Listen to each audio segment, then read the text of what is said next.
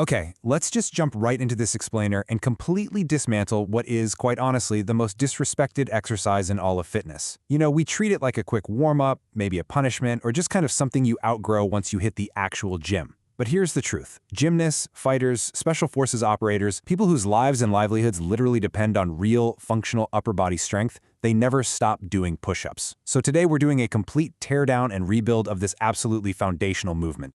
First things first, I want you to drop down and do a push-up right now. Seriously, just 1 rep. I'll wait. Okay, done. Well, I can pretty much guarantee that push-up was wrong. I don't even need to be in the room to know the mechanics were completely off. And I already know it was wrong, because an astounding 95% of people have been practicing the exact same broken movement for years. Think about it. You probably learned how to do a push-up from a PE teacher when you were 12 years old, and you just haven't updated your form since. You've been practicing the wrong movement over and over, thousands of reps, year after year.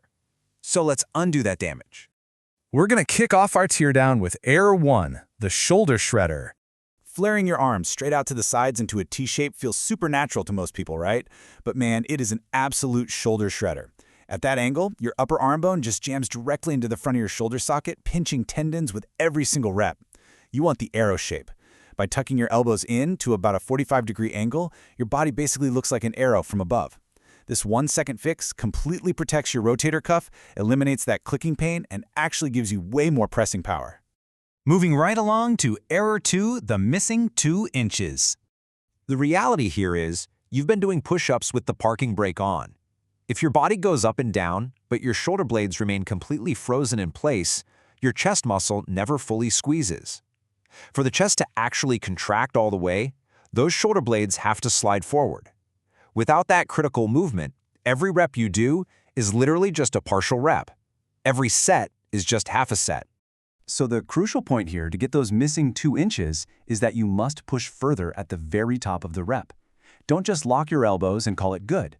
You need to actively spread your shoulder blades apart and push the floor away from you until your upper back rounds slightly.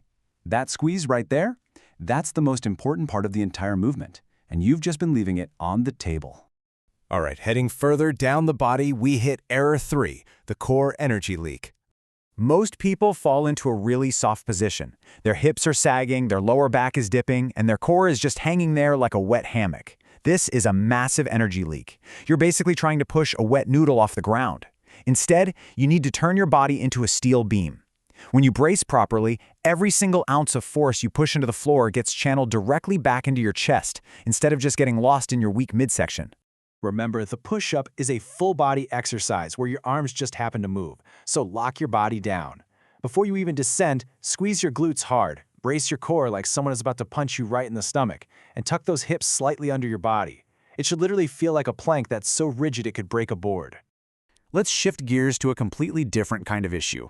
Error 4, ego versus tension. Now, this one might sting a little for the high-rep braggers out there. Being able to bang out 50 fast push-ups means absolutely nothing if you're just dropping with gravity and bouncing off the floor.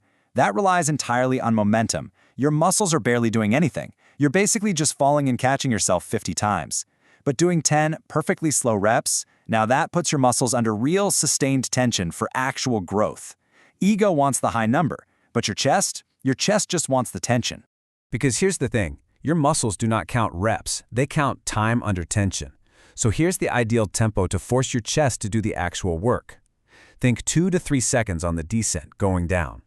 A full 1-second pause at the bottom where you're hovering, not resting on the floor, just hovering. And then a 1 to 2 second controlled descent. That gives you a total of 4 to 6 seconds per rep. Try 10 reps at this tempo and your chest will be on fire way more than if you just banged out 50 sloppy, fast ones. But there is one final, critical error we absolutely must address today. Error 5, the silent killer. The sources call this a slow, invisible grind. At the very bottom of the rep, most people let their shoulders just dump forward. The front of their shoulder collapses past the wrist line, and their shoulder blades wing right off their back. Your rotator cuff is now holding all your body weight in a position it was never, ever designed to be in. The scary part? There's no sharp warning pain. It's just a slow grind that quietly sends people to the physical therapist years later. But the fix is surprisingly simple. When you hit the very bottom of the rep, actively pull your shoulder blades together and pull them down. Imagine you're trying to literally tuck your shoulder blades into your back pockets. This keeps the shoulder joint perfectly centered and safe. Plus, because your chest muscle starts from a longer, pre-stretched position, it fires even harder on the way up. It's a win-win. Okay, we've systematically torn down your bad habits. Now it's time for the perfect rep. Here is your ultimate checklist, combining everything we just learned into one flawless sequence. Ready? Number 1. Set your hands and pull those elbows in for the arrow position. Number 2. Build that steel beam by squeezing the glutes and bracing the core. Number 3. Lower yourself nice and slow over 2 to 3 seconds. Number 4. At the bottom, tuck those shoulder blades right into your back pockets. And number 5. Explode up, push the floor away, and spread those shoulder blades apart at the very top. Now, eventually, 5 perfect reps will become easy. But when they do, don't just start chasing higher numbers again. Make the skill itself harder. Throw on a weighted vest, elevate your feet on a bench, or slow that tempo down even further. Treat the push-up like a true skill, not just some beginner's movement you're meant to outgrow. As we wrap up this explainer, you officially know more about the biomechanics of a push-up than 99% of gym goers. You have the exact tools to protect your joints and maximize your muscle growth. So going forward, always remember the golden rule. Quality trumps quantity every single time. 5 real ones absolutely beat 30 fake ones. So, armed with this complete breakdown, taking everything we just analyzed, step by step, from hand placement to core bracing to that perfect tempo, the only question I have left for you is, can you drop down right now and do just one truly flawless rep? Give it a shot.